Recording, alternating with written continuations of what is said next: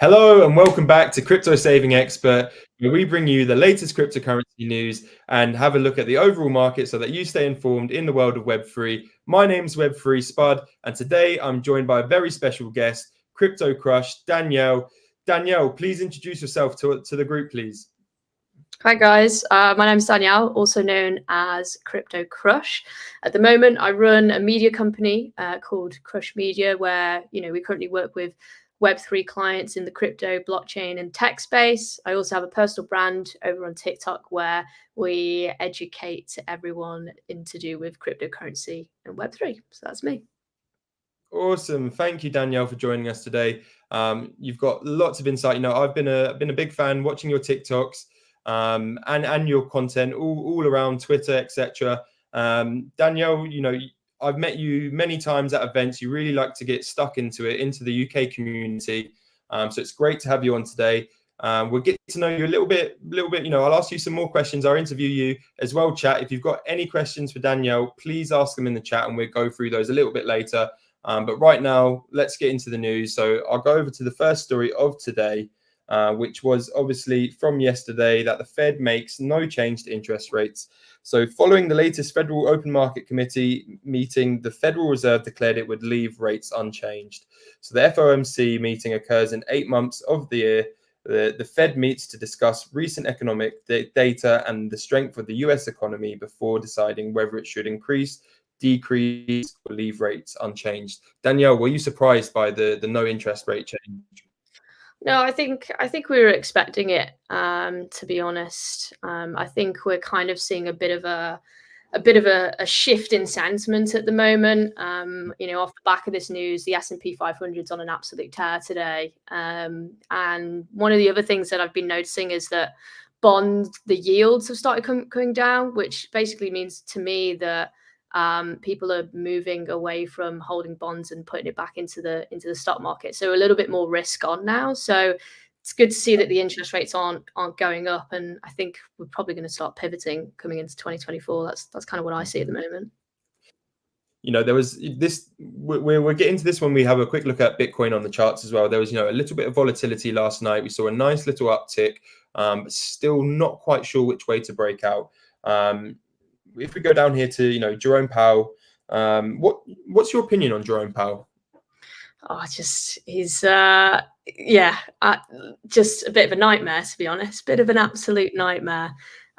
He's not handled it very well at all. So yeah, it makes me laugh. What about you? What's your opinion?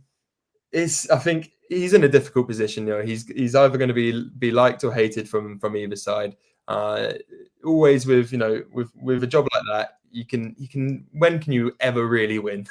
There's always going to be someone. So he's got a hard role right now. The crypto world give him a lot of stick, but it's we'll see where this one rolls out. Hopefully he can make a lot of us happy in the future, but I'm not going to hold my breath. Not as bad as Gary Gensler, so Exactly. Let's go over to the next news story of today, which is surrounding Worldcoin to integrate with Telegram, Minecraft, Reddit, Shopify, and Mercado Libre.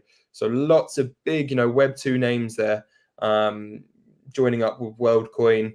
Sam Altman's Worldcoin, WLD, aims to expand its reach to popular and commonly used applications. So according to an announcement by the Worldcoin team, the new update to its protocol, World ID 2.0, will feature integrations with popular e-commerce, gaming, and social media platforms. So this is cool to see.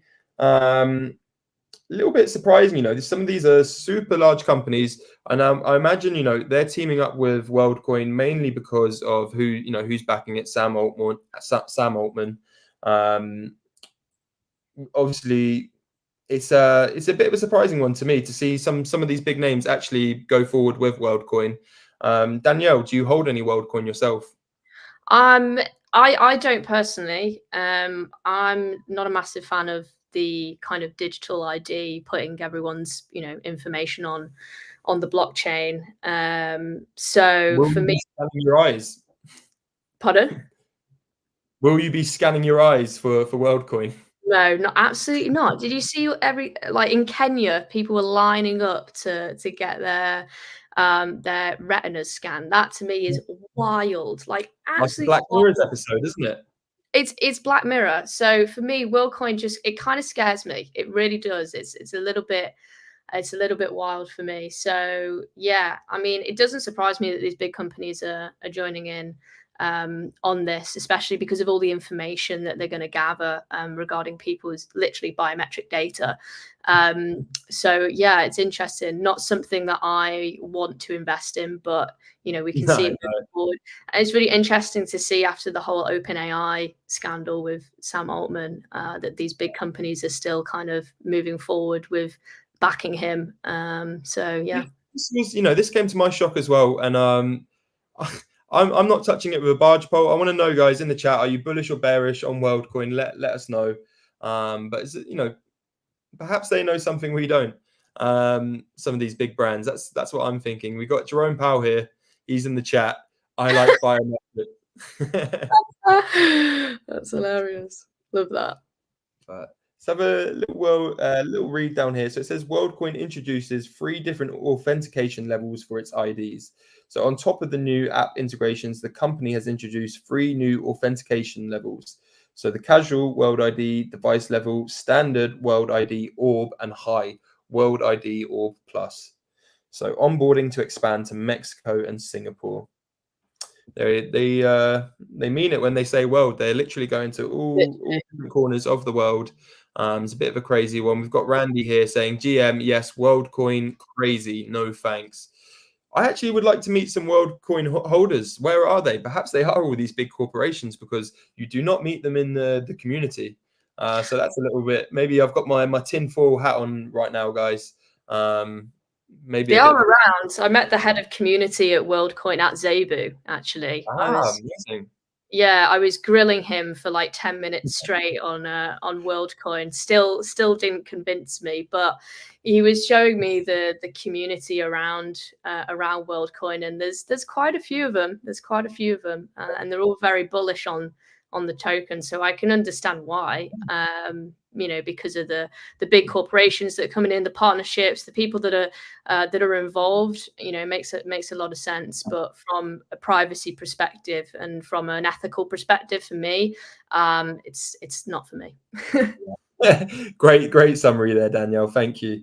And nice little, nice to know that there are actually the Worldcoin team out and about. We'll touch on Zebu in a little bit as well. I know we've got a lot of UK members in the chat right now as well.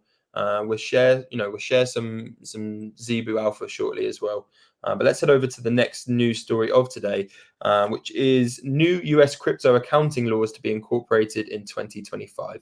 So the new rules will capture the highs and lows in the price of Bitcoin and Ethereum. So a Bloomberg report published on Wednesday outlining the new accounting laws to be set in the US financial structure in 2025. So the report stated 2 key takeaways: crypto to be measured at fair value, and new laws to go live in 2025, but can be adopted earlier. What's your opinion on regulation, and do you think the US is having it way harder than anyone else right now, Danielle? Oh, the US has it the worst out of anyone, 100%. Like, it's absolute shambles. They don't know what security is. They don't, can't tell the difference between anything. So yeah, I think obviously regulation is really important, and I think it needs to happen. Obviously with the FTX scandal, Binance, it's just kind of happened over the last few weeks. I think this is kind of the last straw for regulators to come in and crack down on it. But we just need to make sure that when the regulators do come in, is they don't stifle the innovation. So it needs to be done in a fair way. I was at a Coinbase event literally last week in Manchester, and we had members of Parliament there, and we were all discussing, what needed to happen in terms of regulation. And one of the key takeaways was that a lot of people in Parliament, the older generation whose kids are not currently dealing, on Roblox, using the metaverse. The older generation are the ones that we really need to educate a lot more. But the people in Parliament who do have young kids, they're very well versed in, crypto and the metaverse. So it's slowly getting there. But yeah, education is what is needed. And I think the UK government is a little bit better A little bit than. more. This is what I was, I was going to ask you because, you've, definitely, got your feet on the ground in the UK. You go to a lot of events, and like you say, you were talking to members of parliament. If there's anyone in the community that kind of knows what's going on with UK regulation, it's Danielle, guys. So what's your opinion on how the UK have handled it right now, and where do you see us compared to perhaps other European countries and the States going forward into 2024 and 2025? Yeah, I mean, apart from like the current FCA regulations on marketing and things like that, that's a shambles. But in general, like I've been over to the House of Lords, I've been, talking to people in Parliament about crypto regulations, and they're very receptive, and they want to understand it. They know that they're not educated, and they are inviting key leaders in the space to have those conversations, which is really good. And it's positive. So it's not like the US that are kind of trying to shut it all down. The UK are more kind of like, let's start these conversations, let's have them, let's see what's needed. I know that Rishi Sunak's quite pro crypto as well. So I feel like in the UK they're a little bit more receptive to make things happen, but in a way that doesn't stifle innovation. And compare that to America, which is the complete opposite.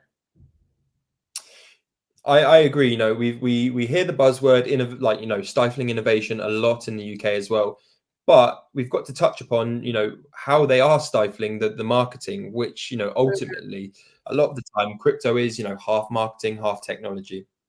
So if they're stifling the marketing as well without realizing it, they are stifling the entire market, which is a shame. I know you've got lots of alpha and experience with marketing yourself as well. When you've spoken to these politicians, do you feel heard? Having the experience that you do you feel that they are listening to you in regards to your opinions on marketing? Yeah, I think the marketing side's a little bit more difficult, and it's slightly more annoying actually, because I don't think they realize what they've done in the UK. It's taken a lot of people out of the market. There's a lot of decentralized applications or centralized services that I used to use in the UK that I can no longer use.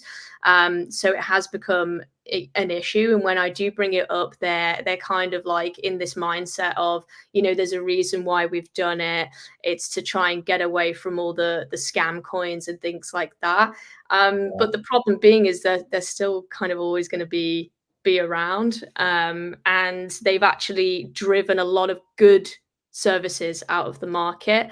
Hopefully in the next couple of years, I know a lot of especially some of my clients, they're quite actively looking at coming back into the UK market, so they're working with regulators to see what needs to be done. So hopefully over the next 12 to 24 months, there'll be those conversations had of what needs to be done in terms of becoming regulated and then join back into the UK market. At the moment, it's a bit wishy-washy, but conversations are being had from what I'm aware of. Oh, brilliant. Thank you for that. We've got a question from Christian here. So a government stablecoin would probably be their only acceptance. What's your thoughts on this type of integration? So, I mean, I guess she's probably talking about central bank digital currencies, which is something that I am very well versed in. Central bank digital currencies are coming, whether people want it or not.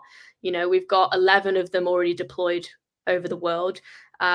In the West, a lot of them are in development. I did a video not too long ago about the Central Bank of Europe announcing that they're moving to a digital euro. So that's coming into play in the next couple of years. The Bank of England have done huge documentation on central bank digital currencies coming into the UK.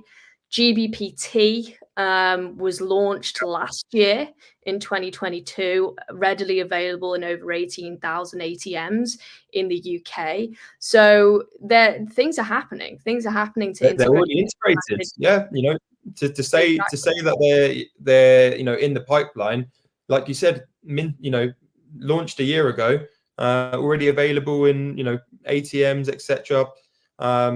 It's slightly scary. You see this happening in the East. Me personally, I think CBDCs are perhaps needed not needed as such for cryptocurrency, but needed for the governments to have acceptance to let them feel like they've got some skin in the game, perhaps as well. So we've got Jerome Bow here saying CBDC is not always blockchain based. Yeah, I know that the ISO 222 standard does have blockchain tech integrated into it.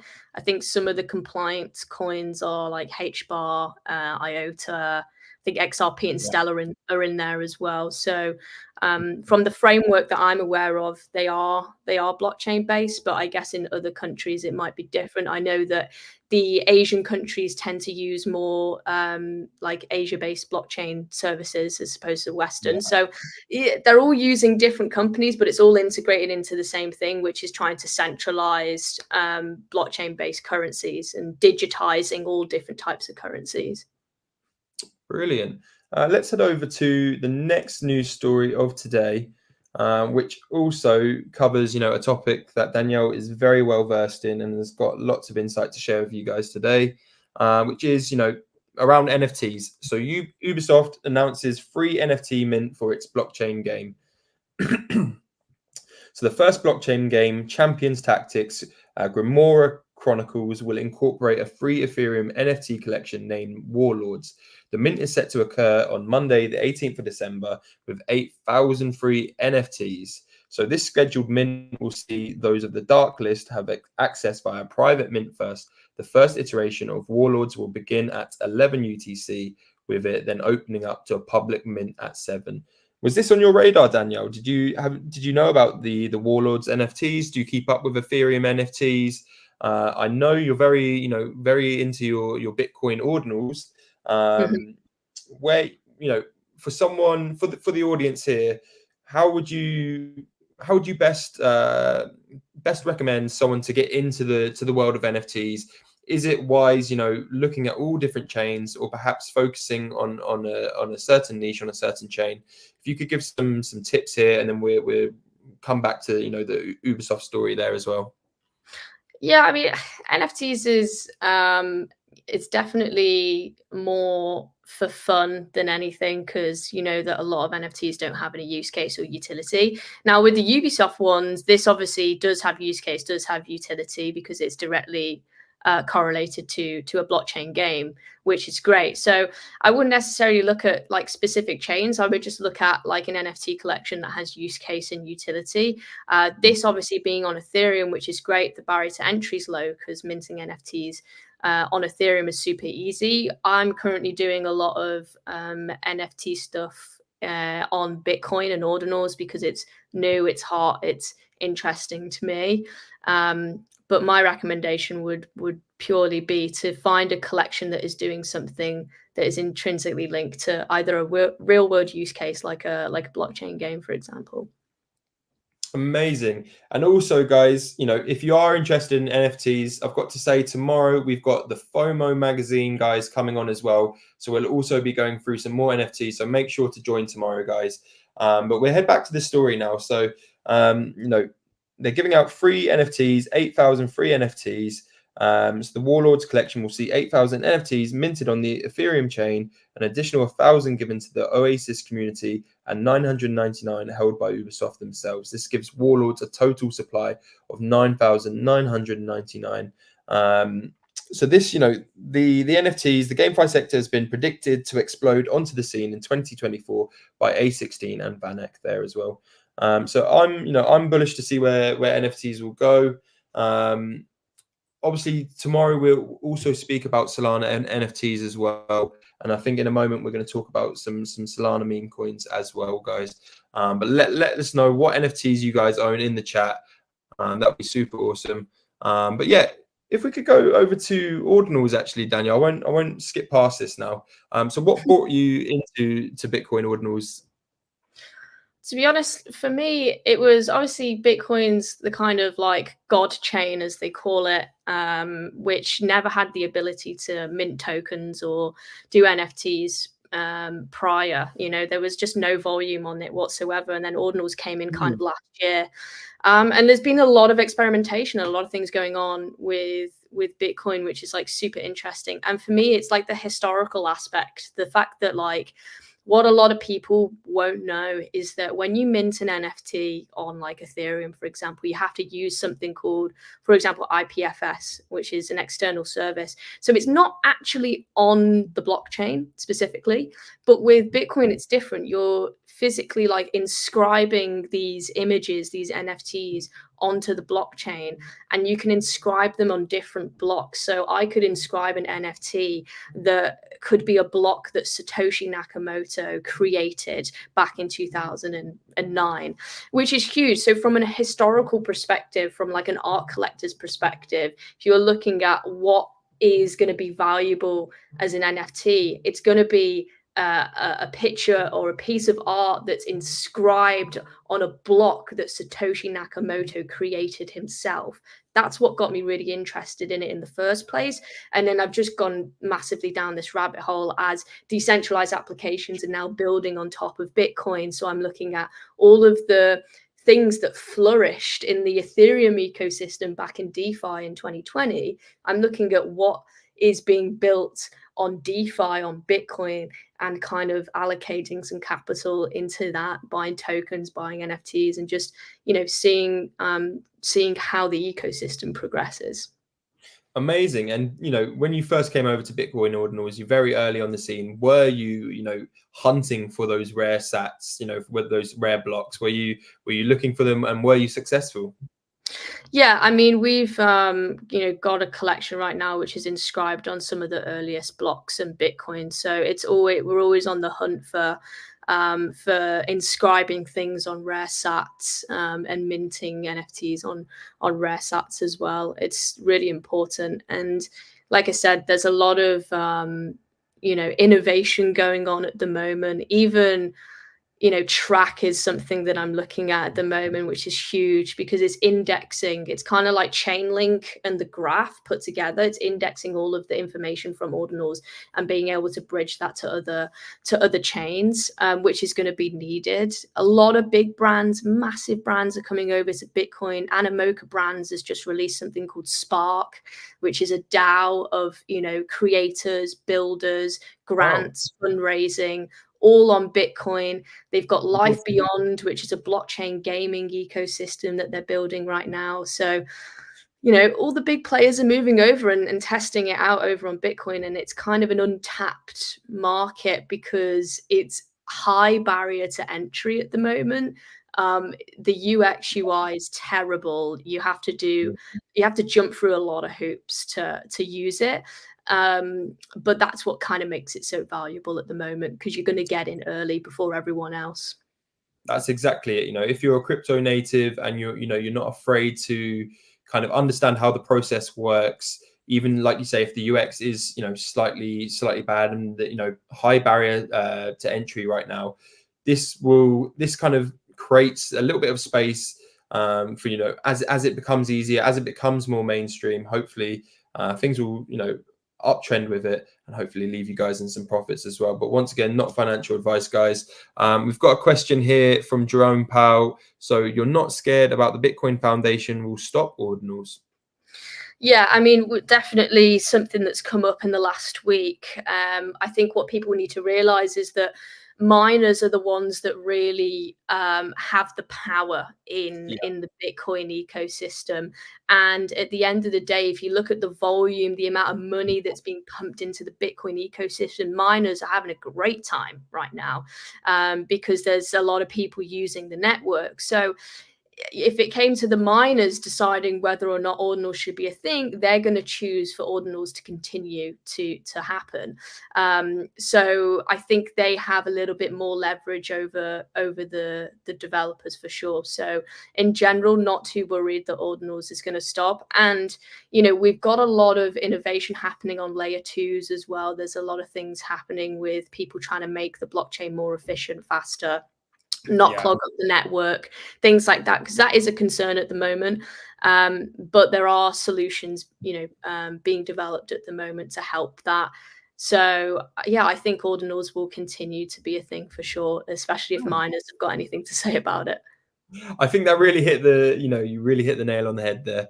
I was going to ask, you know, what's holding back ordinals right now. But I think you answered it with the poor UX, the kind of high barriers to entry right now. What platforms, for the audience and the people listening in right now, where would you say if they wanted to get into ordinals or have a look, take that first step, other than educating themselves on Crypto Saving Expert about ordinals, but where else would they look, and what platform would you advise to perhaps interact with and take your first steps on? Yeah, there's a couple of good Twitter spaces that happen weekly. The Ordinal Show with Shizzy and Yagobi. They have all of the main builders and creators in the space jumping on that show. You'll get so much value just by tuning into that for like an hour.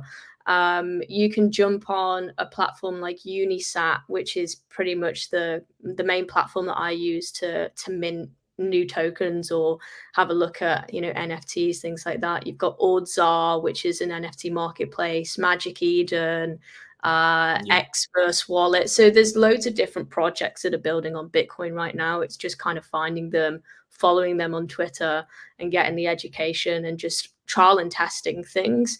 At the moment, if you join telegrams of like Track, for example, there's thousands of people in there who are all ordinal native, talking about what's the newest project. I get pinged every day of a new ordinals project that I'm checking out right now. So it's just really diving deep into the ecosystem and following the right projects.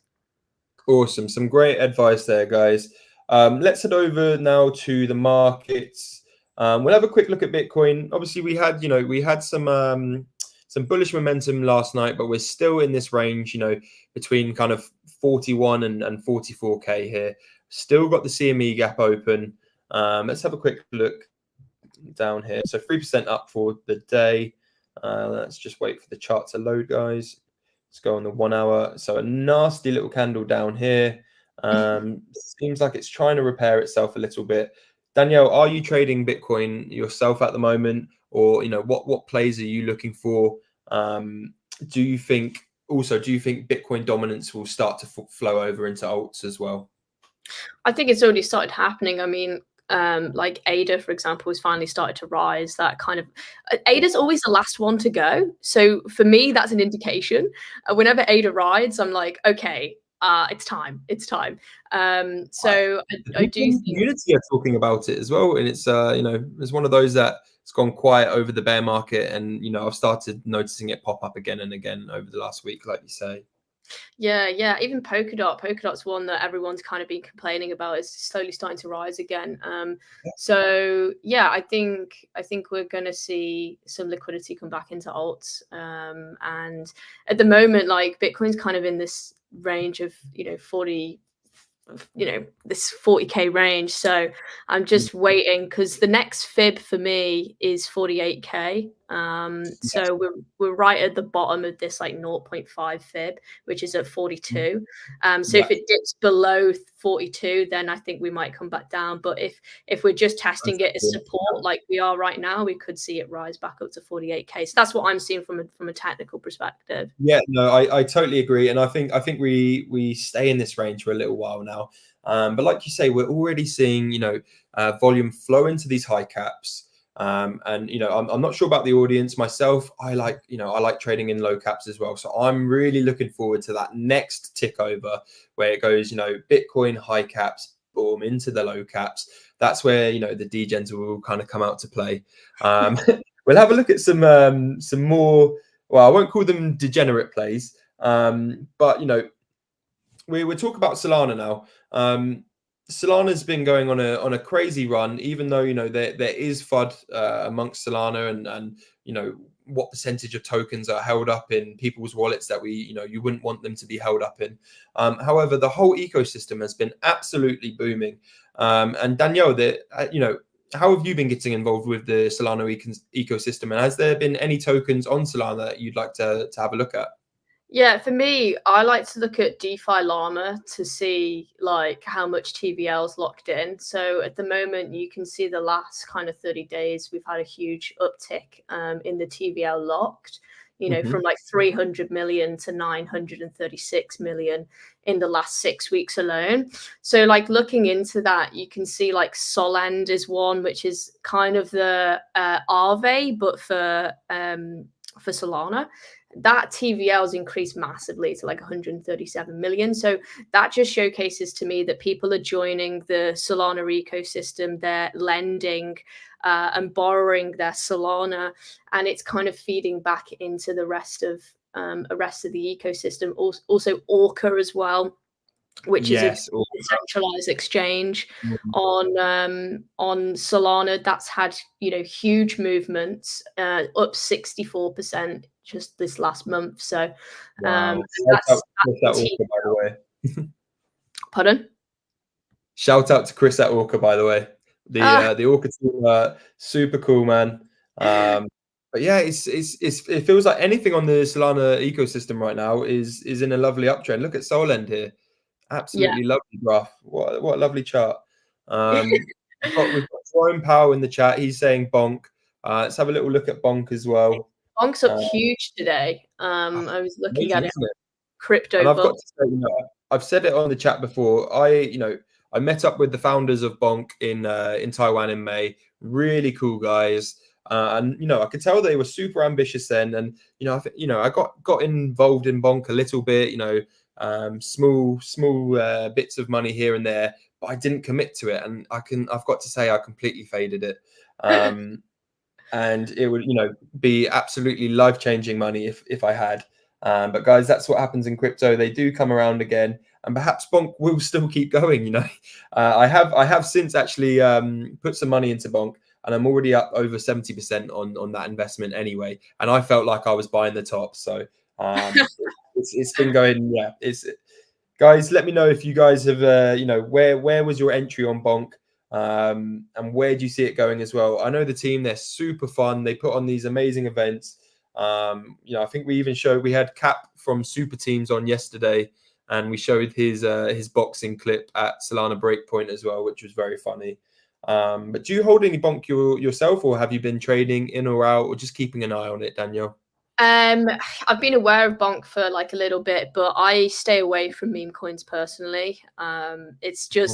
It's more for me. I just like to invest in projects that have like an actual use case. I understand that meme coins have a lot of like community and social sentiment, which is great and fantastic. But if you're a beginner, you tend to get dumped on because you're always kind of the last person to be aware of it. And I don't want to be the person that dumps on like those types of people. So I just like to invest in projects that have kind of more infrastructure based, tech based use cases for me personally. But nothing against meme coins whatsoever. If you love it, like you do you. Have you got a soft spot for a meme coin? Is there one there where you go, you know what, I like holding it. I've got a little soft spot for it. I feel like everyone has, at least one of those coins where fundamentally they know they shouldn't like it, but they end up buying it anyway. I think my sentiment from Dogecoin has changed quite a lot. Yeah, I used to be quite against Dogecoin because I was just like, yeah, it doesn't have any use case. It's just a meme. It doesn't make any sense. But with the kind of the way that it's grown, the fact that like Vitalik's more involved with it, Elon Musk is more involved with it, and people are actually using it as payment in certain situations. Now I'm like, okay, it has somewhat of a use case, so I can't be too negative about it. Mhm. So yeah, and I think maybe Pepe has a little bit of a soft spot for me because I jumped in on that at a 15 million market cap, but I got out like super quick. Yeah, But yeah, so Pepe has a little bit of a soft spot for me as well. that's cool. They're saying dogs are overtaking frogs right now, though, is what the community is saying. So Bonk's overtaken Pepe, I believe. Um, It'd be that's quite a crazy story as well. what the But yeah, no, sorry, it'll be interesting. No worries. I was just Maggie. going to say it would be interesting to see because obviously Bonk's going wild right now on Solana. If there's like a meme coin on like Avalanche or Cardano that might ride next, that's kind So of what I'd see. So it may even be earlier in this week. It feels like last week because a day in crypto feels like a year. But there was a meme coin on Avalanche called Bear that was doing very well, and also it may have been a lizard, and I believe the founder had a lizard or something along those lines. But we definitely saw it actually. You're going to see perhaps on different layer ones meme coins pop up now as well. So guys, if you've got any in the chat, let me know as well. Share the alpha. We've always got alpha going down in the Discord chat as well, guys. Make sure to join CSE Plus. Reach out to myself if you're ever interested in joining as well. We've got some discount codes and also running an affiliate scheme. So now you can actually earn from your own referrals, guys, as well. We dropped I myself dropped a meme coin in there today, and we're already nicely up on that as well. That one was Donk, guys, as well. I can see someone in the chat was already saying, "Where's Donk?" Here we go. When Donk millionaire? Hopefully soon. Let's run it up, guys. I think I called it at 600k market cap, and it's now verging on 1 million market cap. Hopefully, you guys, once I've got off this stream, you guys have pumped it, and it's generational wealth time. But guys, let me know if you guys have got any more Solana tokens that you're looking at. I've just clocked on my shirt here. I've got the Samo. It's another dog token. The Solana guys, they love their merch. I don't think I wear anything else other than merch right now. Danielle, you go to a lot of events. You must be dripped out in crypto merch most of the time. Do you wear anything that isn't crypto merch? Not yeah, I actually wear a lot of crypto merch. I've got it's actually my business partner's Bored Ape hoodie on right now with the mutant. I wear a lot of Swissborg merch, BitGet merch, like all sorts of stuff. Got a couple of stuff picked up from Coin Bureau when he was over in London like 6 months ago. Nice. I live in hoodies, so I just wear crypto hoodies all the time. But the odd occasion where I do step out the door, I stray from the crypto merch. This brings us in. You just mentioned BitGet there, and we have a question from Stephen. So, which exchange can you DCA from the UK? Struggling to find one, all decline. So, guys, I'll let Danielle take it away. But you are a BitGet partner. Yeah, so BitGet's one of my clients. If you head over to their TikTok, you'll see my face plastered all over it. They're great. I definitely think they're going to move into one of the top exchanges in the world over the next 2 years. They've been absolutely killing it at the moment. Obviously very close with the team, and I know what they've got planned, and it's really, really great the way that they're doing it. Obviously all within regulations and things like that. And the CEO is also a female, which is really great to see. The managing director, which is awesome. So gotta support the women. It's lovely to see. Obviously, everyone in the chat is missing Jess. She's been gone for 2 weeks as well. So big up to the women in the crypto industry as well. This brings me on. I told you I'd bring it back, and we have now. But Zebu, you were on stage with BitGet, Jamie from BitGet, and with our very own that Martini guy and Bit Shaman as well. How was that? And do you like presenting? Was that the first time you met with BitGet? Let us know how that evolved. Yeah, funny story actually. I only went to that event as a general admission. I just came because I obviously know the community in Web3 and knew Harry and things like that in that circle. So I was definitely come to support Zebu. I went there last year. It was great. Met you guys last year at Zebu, and I knew you were coming this year. So I was yeah, let's do it.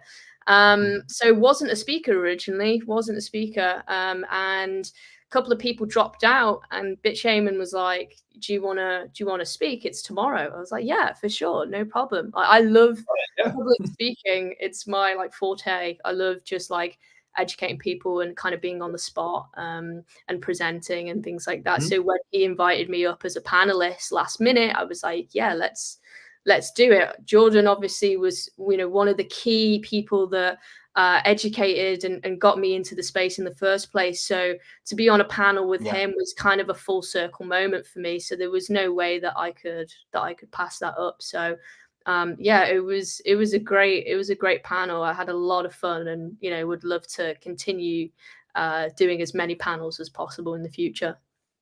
No, yeah, I've got to say it was an amazing panel. Any guys that if you want to watch that as well, you can go back through Zebu, find the clip, or reach out to myself as well, and I can forward you the clip, because it was an amazing panel. It was a panel full of fiery Northerners with a lot of passion for crypto, and they didn't hold back on what they had to say, and it was a good laugh. Everyone was laughing, and lots of alpha and really good insight. I look forward to seeing you on stage again. I imagine Zebu have booked you up already for next year now. I'm looking forward to 2024 for Zebu as well. If you could drop some alpha for the chat, any events in the UK or even perhaps Europe coming up in next 6 months or so that you would say, or even a year, obviously Zebu guys, but that you'll be attending, and that is a must to kind of dip the foot into the community. Is there an event that you've got on the horizon that you're looking forward to?